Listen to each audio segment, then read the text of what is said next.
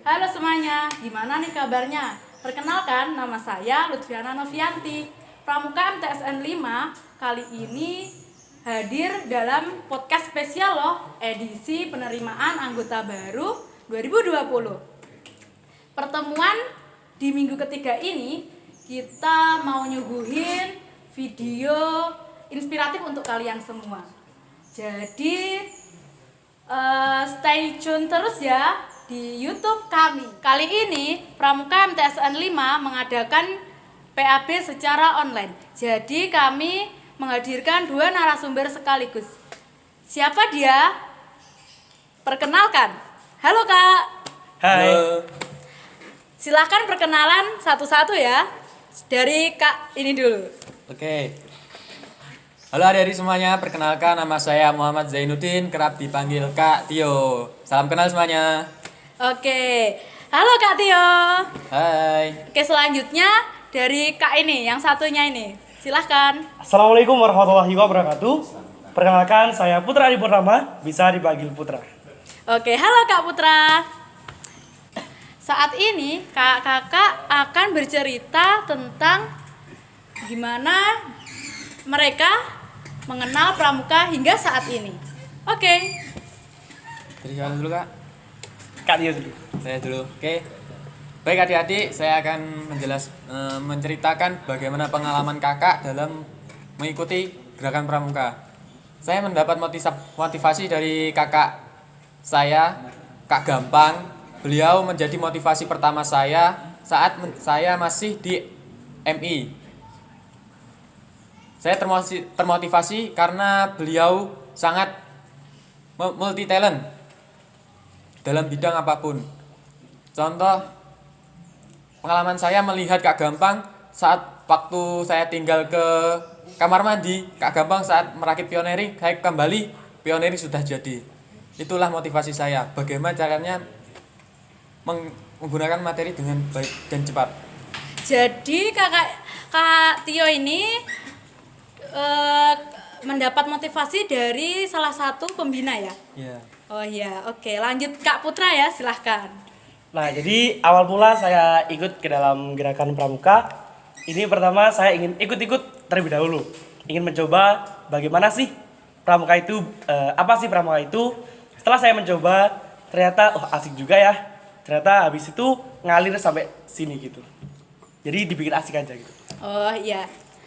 Berarti bukan dari motivasi terlebih dahulu ya, cuman Iya. mungkin coba-coba atau mungkin cuma melihat saja. Iya. Jadi ya. Berawal dari penasaran terlebih dahulu. Iya. Oke. Terus yang buat menarik itu apa? Menurut di kegiatan yang pernah kalian ikuti, itu yang paling berkesan, paling menarik itu apa? Contohnya dari Kak Tio dulu. Oke, dari saya paling berkesan buat saya yaitu lomba yang kemarin yang pernah saya raih bersama-sama. Di situ semuanya cerita sedih, suka, duka tercampur menjadi satu dan alhamdulillah kita mendapatkan hasil yang baik dengan mendapat juara 1 umum gerak jalan balot tahun 2019. Alhamdulillah. Oke. Itu tadi salah satu cerita yang paling menarik dari Kak Tio. Sekarang coba kita dengar cerita dari Kak Putra. Silahkan Kak Putra. Pengalaman paling menarik menurut saya adalah ketika mengikuti ajang kompetisi lomba tingkat 2, yaitu pada tahun 2017 kalau nggak salah. Pada saat itu jadi angkatan kami dari MTSN 5 Kediri memberangkatkan 2 regu, yaitu regu putra dan juga regu putri, yaitu regu kuda terbang dan juga regu matahari. Nah, berkat dari kita usaha, doa, ikhtiar, alhamdulillah kita bisa lolos ke tingkat selanjutnya, yaitu ke lomba tingkat 3 atau yang biasa dikenal dengan tingkat kabupaten. Nah, dari situ kita mulai bertukar pikiran, bertukar pendapat, dan dari situ kita bisa memperoleh beberapa kejuaraan. Dan dari situ kita mendapatkan pengalaman bukan hanya dari pangkalan kita sendiri, melainkan juga banyak dari pangkalan yang lainnya yang sebelumnya belum kita ketahui, seperti itu. Oke.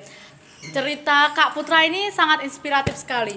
Kak Tio ini dan Kak Putra ini ternyata dari MTSN 5 juga loh. Oke, coba kita ulik-ulik ya. Aduh, Dulu itu mungkin gimana? Oke, coba Kak Tio dulu. Coba gimana? Kak Putra, untuk di MTS kita kan 3 tahun ya kan? Iya. Satu kelas selama 3 tahun. Begitu juga dengan teman kakak yang lain yang sampai akhir kita tetap utuh. Namanya ya Kak? Kalau nggak salah, tetap. Iya, nama. Dari situ kita mulai memiliki sebuah ikatan kuat antara yang keenamnya, termasuk juga Kak Putra. Iya. Oke. Itu tadi sedikit tapi aku mau tanya lagi. Apa contohnya mungkin struktur kepengurusannya dulu sebagai apa, atau mungkin masih ingat atau enggak? Ini teman-temannya yang dulu yang katanya masih utuh dan berapa satu angkatan itu siapa saja? Coba kita tanyakan. Ayo Kak, coba dijelaskan teman-temannya itu satu angkatan berapa, kakak ini lulus angkatan berapa, tahun berapa, terus mungkin contoh strukturalnya di angkatan kakak itu seperti apa, itu di tahun berapa itu tadi ya? Coba silahkan. Nah, jadi kebetulan saya dengan Kak Tio ini satu angkatan pada tahun 2000 berapa ya Kak? Angkatan 2016 ya Kak? 2016. Itu angkatannya masuk atau angkatan keluar? Angkatan masuknya 2016, kemudian keluar tahun 2018. 2018. Iya, 2018. Oh iya. Strukturalnya mungkin gimana? Kan MTSN 5 itu pramukanya alhamdulillah sudah mulai maju ya Kak. Itu saat itu. Iya sih, keren abis. Yes, sip. Itu strukturalnya mungkin gimana? Coba Kakak. Maksudnya mungkin ini dari struktural yang gimana nih? yang administrasi contohnya, kalau ada Pinru, Wapinru seperti itu. Coba masih mungkin masih ingat atau enggak itu, coba. Lupa ya kayaknya. Udah lama banget ya soalnya. Ada Pratama. Ada? Siapa Pratamanya dulu? Nah, kebetulan pada tahun 2017 saya menjadi Pratama MTSN Kadet waktu itu. Iya. Kak Tio mungkin? Saya sebagai sebagai anggota saja dalam MTS. Oh iya. Ya, meskipun dia anggota tapi dia memiliki potensi yang sangat luar biasa. Akhirnya MTSN 5 ini, pramuka di MTS ini bisa menjadi lebih berkembang, bisa lebih menjadi lebih baik dari tahun-tahun sebelumnya seperti itu. Oke. Angkatan kakak itu berapa orang? Kan itu kan biasanya kan kalau pramuka itu sampai 3 tahun sampai lulus Ya. kan. Terus itu yang yang utuh sampai 3 tahun itu berapa anak? Biasanya kalau pramuka itu kan awal-awal itu banyak banget yang ikut, Iya, ya kan, benar iya, Kak? Kayak gitu. Terus akhir-akhir sudah habis mana? Terus kalau angkatan kakak berapa coba? Seingat saya dari awal masuk sampai kita lulus yang utuh itu kurang lebih ada 23 kalau nggak 22 itu. Iya. Itu banyak laki-lakinya atau perempuan? Biasanya kalau pramuka itu kan sudah jarang diminati. Tapi mungkin biasanya laki-lakinya lebih sedikit gitu. Kalau angkatan kakak gimana? Atau sama rata atau gimana? Ya emang betul seperti itu. Pada kenyataannya di angkatan kami itu perempuannya lebih banyak daripada yang laki-laki seperti itu. Sip, mantap sekali. Oke. Apa event apa saja yang sudah angkatan kakak lewati mungkin? Contohnya apa saja? Selama Kak Apa Tio ya? mungkin apa? Ayo. Yang pertama itu kalau nggak salah Ita Jamnas ya. ya kita Jamnas Pada tahun 2000 berapa? 15 atau 16 ya? 16. Lupa siapa ya. Event pertama di angkatan kami itu adalah event kegiatan Ita Jamnas. Oh iya, terus lanjutnya atau Setelah itu, mungkin kalau ya? di madrasahnya sendiri banyak acara yang diadakan oleh pramuka nggak? Banyak banget sih. Banyak. Seperti latihan rutin itu pada angkatan saya dulu di tahun 2016 sampai dengan 2018 itu rutin dilaksanakan pada hari Jumat. Yang mana latihan rutin itu untuk membangun kekompakan, solidaritas dan juga satu rasa di antara kita seperti itu. Sip. Oke, itu tadi sedikit pengalaman dari kakak-kakak ini yang bisa kalian petik. Itu ada kebersamaan, kekompakan, dan lain-lain ya. Iya, Oke, betul sekali. sekarang kita masuk di materinya. Oke, menurut kakak-kakak ya, leadership itu apa sih? Leadership. Leadership itu berasal dari bahasa Inggris ya kayak. Ya, yang berarti adalah kepemimpinan yang memiliki kata dasar yaitu adalah pemimpin. Di mana pemimpin tersebut memiliki peranan yang sangat penting dalam suatu kelompok atau organisasi. Jadi, sukses atau tidaknya organisasi ataupun kelompok tersebut tergantung dari pemimpinnya. Jika pemimpinnya itu bisa dikatakan kurang baik, maka kelompok atau organisasinya tersebut justru kurang baik juga. Begitupun sebaliknya, jika pemimpinnya baik, bisa membimbing anggotanya, bisa mengarahkan anggotanya, itu hasilnya akan bisa dipetik oleh anggotanya sendiri seperti itu. Oke. Mungkin leadership itu kan untuk jiwa kepemimpinan ya Kak? Iya. Terus apa sih pentingnya leadership buat anggota pramuka sendiri? Monggo Kak Tio, jelaskan. Menurut saya sangat penting sekali karena apa? Seandainya si pemimpin hanya pemimpin saja yang memiliki leadership, sedangkan anggota yang lainnya tidak, maka nanti akan semuanya akan terbebani oleh si pemimpin saja. Sedangkan yang lainnya tidak memiliki rasa beban.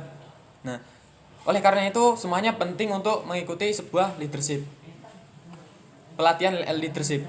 Dengan begitu semuanya akan bergerak maju, semuanya akan bekerja sama yang nantinya menghasilkan sebuah tugas keberhasilan bersama. Oh iya. Oke. Berarti penting sekali ya buat Sangat penting satu sekali. organisasi, apalagi untuk gerakan pramuka ya.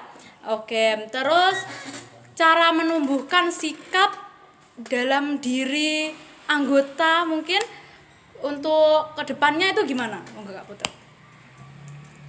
Untuk cara menumbuhkan sikap leadership maksudnya. Ya. Ya dari diri sendiri.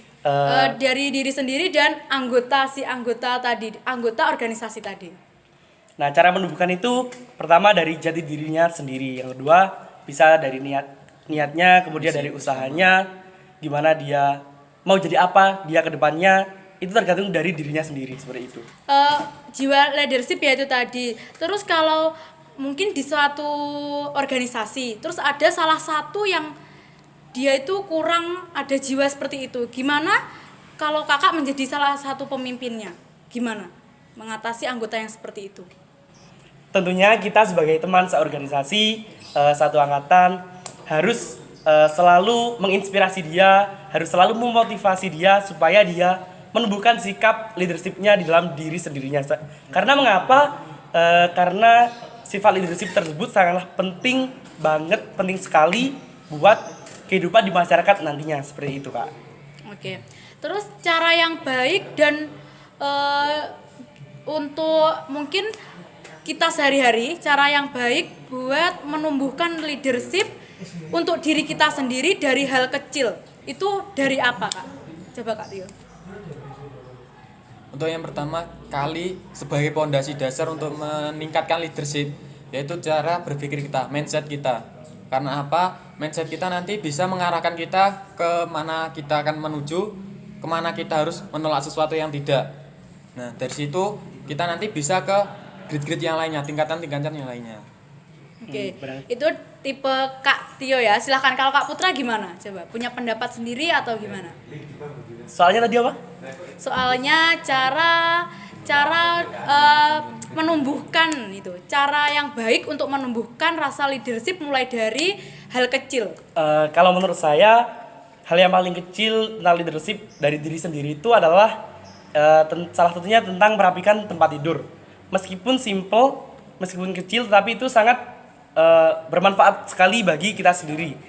Itu merupakan salah satu tanggung jawab bagi kita tersendiri, seperti itu. Oke. Terus mungkin pengalaman di luar pramuka dari kakak-kakak ini yang bisa dijadikan pelajaran untuk kita supaya kita juga hidup itu kita punya prinsip leadership itu sendiri. Gimana? Kan kakak-kakak ini otomatis kan aktivis ya, dari wajah-wajahnya ini aktivis madrasah mungkin ya, aktivis sekolah ini gitu. Mungkin apa kegiatan di luar pramuka yang juga menanamkan jiwa leadership kalian sendiri gitu, gimana? Oh, contoh organisasinya seperti itu. Iya. Nah, contoh organisasinya seperti yang saya ikuti adalah di organisasi Paskibra. Kemudian setelah itu di organisasi Insan Genre Joyoboyo Kota Kediri. Seperti itu. Jadi di situ kita sangat ditekankan dengan sikap leadership. Mengapa? Karena kita nantinya akan terjun kepada masyarakat. Dan masyarakat tersebut mungkin membutuhkan sosok-sosok leadership yang menginspirasi dan berguna bagi bangsa untuk kedepannya, seperti itu. Oke, Kak Tio silahkan. Dari saya sama juga seperti Kak Putra, termotivasi dari Kak Putra juga, yaitu mengenai Paskibra. Di Paskibra saya sebagai wakil dari teman saya yang memimpin pasukan dari madrasah saya. Nah, Keren. di situ saya terpukul berat karena ketua saya itu tertarik mundur. Karena apa ya Kak kok? Nah, Mungkin karena tertarik. si ketua saya itu membagi waktu antara yang di Paskibra dan juga di organisasi lainnya. Jadinya harus membagi waktu. Nah, gitu. Seperti itu. Oke. Kak Putra tadi kan dari genre.